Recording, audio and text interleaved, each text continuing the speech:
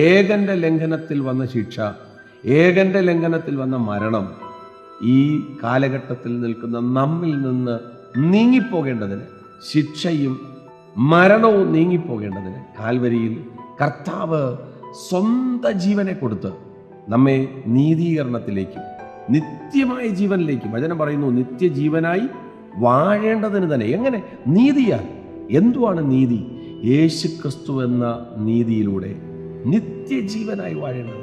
ഈ സന്ദേശം കേൾക്കുമ്പോൾ പ്രിയരെ, ജീവിതത്തിനകത്ത് ഏത് പ്രതിസന്ധിക്കകത്ത് അകപ്പെട്ടെങ്കിലും, ഏത് വിഷയത്തിനകത്ത് പെട്ടുപോയിട്ടുണ്ടെങ്കിലും, ആദാമ്യ പാപം നമ്മെ തകർക്കാൻ വലിച്ചു കൊണ്ടുപോയിട്ടുണ്ടെങ്കിലും, ലോകം പാപത്തിൻ്റെ അധീനതയ്ക്കകത്ത് കിടക്കുമ്പോൾ നമ്മെ പിന്തുടർന്ന് പിടിക്കുന്ന സകലത്തെയും ഈ ക്രൂശീകരണത്തിലൂടെ ജയിപ്പാൻ, നിത്യമരണത്തിലേക്കല്ല പ്രിയരെ, നിത്യജീവനായിട്ട് എപ്പോഴും വാഴാൻ ദൈവം കൃപ ചെയ്യട്ടെ.